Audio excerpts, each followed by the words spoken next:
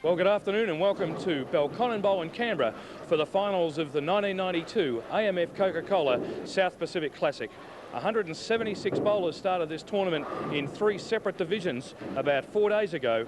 These bowlers represented 5 countries and we're now down to the finals both in the juniors division and the adult male and an adult female. $70,000 is the prize fund, but more importantly, for the winners of the men's and women's divisions, those winners will represent Australia in the 1992 AMF Bowling World Cup to be played later this year in Le Mans, France. With me today is the Australian champion and winner of this tournament on at least one occasion, Terry Wenband. Terry, tell me, how do you think the players will go today here at Belconnen? Well, Steve, it's going to be very, very difficult. Anything can happen. I think with the left-handers, Cara Honeychurch and Steve Hart leading the tournament, dominating it, Amanda Bradley, anything can happen. I think probably maybe the only certainty is probably Amanda with her experience in recent FIQ in adult. She really looks the goods and I think can go on with it. In the boys, it's up for grabs, and I think between Steve Hart and Cara Honeychurch coming out there in the step ladder, they've got to be beaten twice. I think it's a tall order for anybody to do to beat them. But again, with step ladders, as we've seen in the past and on television, with the lights and the pressure, the tension that's going to be created, anything can happen. Well, wait and see we will, and the finals are certainly going to be exciting affairs. Well, Terry, we're down to the wire here. These young junior bowlers under 18, of course, we're down to the girls' final. 23 games of competition over 3 solid days. Amanda Bradley, 17-year-old student from New South Wales, is playing 15-year-old Maxine Nable, also a student from New South Wales. So both these bowlers have represented their state in President's Shield competition, so they know each other's game very well. Amanda has chosen to commence first on lane 27. What do you think will be the outcome of this match, Terry? Well, Steve, because it is the final, Maxine does have to beat Amanda twice. Amanda's had the experience recently of bowling in FIQ. She's come out and bowled in 2 ladies tournaments this year, won both, shot a 300 in one. She's thrown a 300 game in this centre previously this year. And starts off with a superb shot. I think you couldn't find a better match. Really, in all honesty, these 2 girls are probably the 2 best girls in the country. And that's just a great shot from Amanda. She couldn't decide what ball to use in practice. She used 4 different balls, and I think she's chosen the right one. Obviously. Maxine Nable, of course, 2 years younger, but certainly very experienced. Both bowlers commenced their careers in 1988. And a crushing strike from young Maxine Nable. Absolutely mammoth strike. These girls, Terry, as you said, are probably the 2 best young junior females in the country at the moment, and are they impressive? I'm actually very impressed with both of them. You know, Maxine Nable is just superb. She gets very, very solid at the foul line. She gets right through the ball. You know, obviously they've been watching Carol Giannotti, and she has to be an inspiration to both of them. You know, Carol 3rd in the money list in America, and both these young girls want to get there, and they're just throwing great shots. Maxine crossing there across to the Brooklyn side. That's the opposite side that are to the traditional right-handers 1-3 pocket, leaving a 10-pin. Leaving that 10-pin, and certainly the pin's washing away, remaining 10-pin, an easy conversion for bowlers of their experience. I should think Maxine's averaged 188 for the 30-odd games of this tournament, and does an easy conversion. Well, I noticed, you know, in the warm-up, Maxine practiced going for the 10-pin a lot more than Amanda did. I don't think Amanda threw a shot at all at the 10-pin. She was mainly concerned with getting strikes, but as I said, Amanda's got to lose twice, where Maxine has to win twice. And there's a different of attitudes, really, towards how you go about the match. But Amanda is a very, very good player, and she's beating the ladies, let alone beating the juniors. What an impressive player this girl is.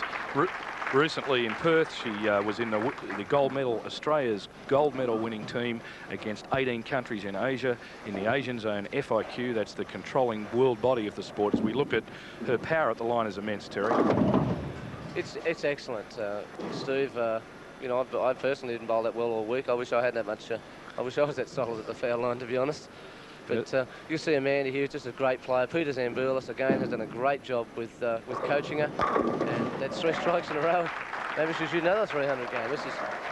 And as you said, she had one here earlier this year, didn't she? She did. She bowled in the under-21s tournament, which was a mixed event, and she shot a 300 in that. But Amanda Bradley's averaged 201 for the 30 games of this tournament, and this is why. what an impressive player she is. 30 games, of course, I mentioned earlier 23, but of course they went on to conclude further match play rounds yesterday afternoon, and a 2:01 average to Amanda Bradley. And these girls aren't letting up. What a match this looks like it started out to be, and it should continue at this red-hot pace. Well, Amanda's just started out like 3 strikes in a row. Maxine's gone strike, 10-pin strike. At this stage, Amanda's 10 up.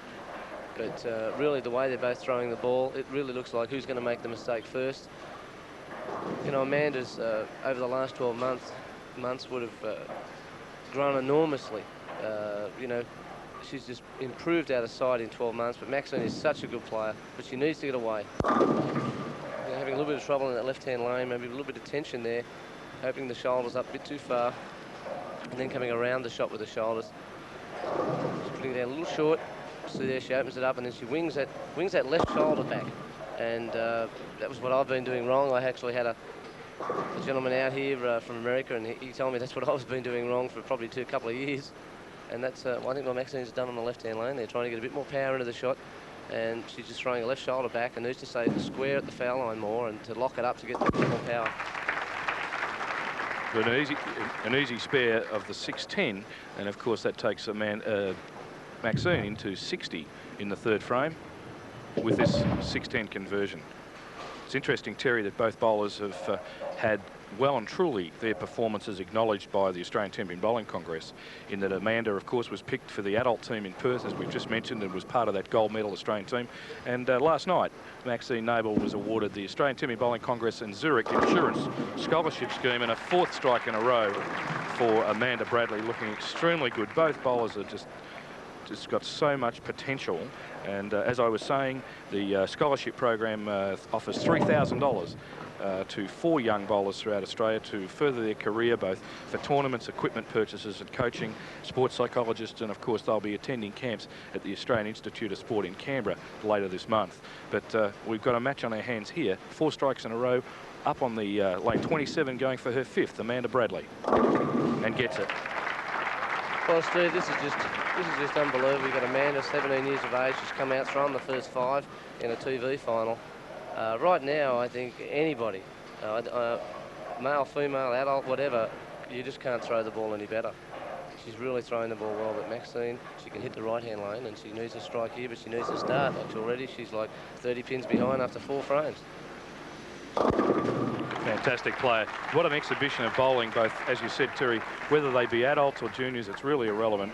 Bowling is a true lifetime sport, and both these players have been around for now 4 years, and what an enormous amount of experience and talent they've been able to muster in just 4 short years. Well, Maxine's only 15 years of age. She's got the scholarship now. She can put a lot more time into a game and get the better equipment. You know, with Amanda's being picked in the Australian team, it gave her so much more experience. You know, let's see if she can get this double that she needs. Oh yeah, what a great shot. What an exhibition of bowling we're watching here. Both these young players, certainly, as far as I can recall, Carol Giannotti, Cara Honeychurch, 2 great names in Australian bowling. One we'll see a little later, Cara in a final, of course, of the South Pacific Classic. And we look at Maxine's form here. Really, what a player. What enormous power she has. They do. She throws the ball very well, but one thing I've just noticed is they're both tending to lower their track bowl, more of a spinner. They're both bowling the same shot, which I've found to be a key here all week, is that the people that are bowling the same shot seem to be all grouped together. But that's just 6 strikes in a row, halfway to a perfect game. Yes, and right now it looks like Amanda's won, because she just looks so solid. I can't recall anybody starting out as well and looking so good. You can see the concentration on her face there. She has a composure. She is bowling very well. Peter Zambilis is up the back, watching her every shot, helping her out. And actually, Peter coaches quite a number of the top players. He really should be Coach of the Year, I think, because he coached half the Australian team. And that's a cold 10-pin, as they say in the classics. That's like a ringing 10, yeah. Why you leave it, well, you could stand there and talk about it for days. She's short of it. As you see, the ball tilted a little bit more, didn't rotate as much, and sort of rolled up on itself. Let's see if she can spare. Great shot. That's a great shot. You start out with 6 in a row and you leave a spare. It's Well, you tend to be a little tentative on it. Yeah, Amanda's high game up until this point in the tournament was a 2:38 during the early stages of the junior event. Looks like she's well on her way to eclipsing that score, well and truly. Yes, Steve, you also notice when she goes for the 10 pin, she takes the wrist guard off. See if Maxine can make 3 strikes in a row and have half a chance in this match. No, she didn't really come through that at all. I think Maxine's a little dejected here when someone starts out with 6 in a row. Actually, like at this stage, we're through to the bottom of the 5th frame. Amanda's like 42 pins up, and you're only halfway through the game.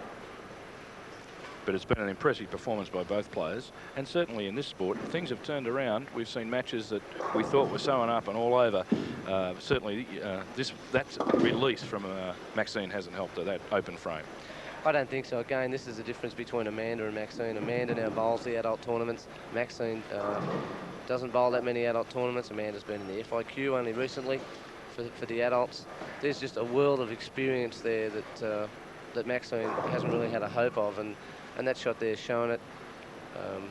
Amanda is just really too good for the girls. She should be in the seniors. $3,590 in the girls division of the AMF Coca-Cola South Pacific Classic Junior Tournament is up for grabs, and of course 16 young men and 16 young women started this event last Thursday, and they've got to this stage. $800 for the winner of this match. Runner-up will receive $520, and Maxine got to this grand final courtesy of a 235 win over third place Andrea Oliver of Victoria, who filled third spot, as I said, taking $400. And a simple conversion there. The state of the score is that Amanda Bradley, 169 in the 6th frame with a spare working in the 7th. That open frame for Maxine Nable didn't help at all in the 7th frame. She's 133 in the 7th with a spare in the 8th. Let's see what Amanda can do if she can get back into that striking pocket. Well, if she can strike out, she's got a 279 game going, which will equal the Australian record. And it looks very solid. There's another one, yes. And you refer to an Australian record. That, of course, is an Australian record for television. Television. That's right. The highest game ever bowled on TV was 279. And who bowled that, Terry? Oh, I did. Yes, I thought you might have done that. What year was that? I can't remember. To be honest, I actually can't remember. Our scorer, Rob Zickman, of course, a multi-champion, has written down 1901. I've got no idea what he means by that. But Amanda, of course, that fabulous strike there in that frame, and let's see if she can get back on track. Not with that one, although the pins haven't stopped falling. Yes, she almost got a strike without hitting the head pin. Now you'll see there, I think Amanda's just released. Again, she probably knows she's won at this stage. She's just throwing them a little bit too wide, taking away a little bit of the tension. But there's a little bit of a tricky spare, actually. Sure, take the 2-pin out of that rail, and it makes it a little more interesting. Let's see how her spare game is. Not too shabby. Not too shabby at all. She's gone and picked up the corner pin after stringing the strikes, and then she's come out and picked that up. That's exactly how you want to pick it. Pick it up, you bounce the ball off the head pin, go over and pick up the 4. But, you know, Maxine has bowled extremely well. Oh, I think she's bowled excellent for the event. You know, when somebody starts out with 6 in a row, what can you do over one game? You know, a washout for Maxine. Of course, as you said earlier, I think somebody comes out, throws 6 strikes at you, wraps a solid 10-pin out of one of the best of the 6 pocket hits at least, or 7 pocket hits, and then goes bang again in the 8th. I think you probably think the sails are down. Exactly. You know, like you're bowling out there, you've only got one game, so anything can happen. You can bowl anybody. Anybody's as equal as anybody. It just evens it all up.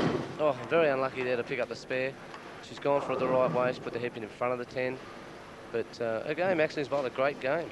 She's, you know, she's only going to finish with 178, but it's been a very, very good game. Well, certainly impressive start, and the 178, I think, doesn't give true justice to her performance in her first ever time on television. Of course, the lights and the pressure of a grand final.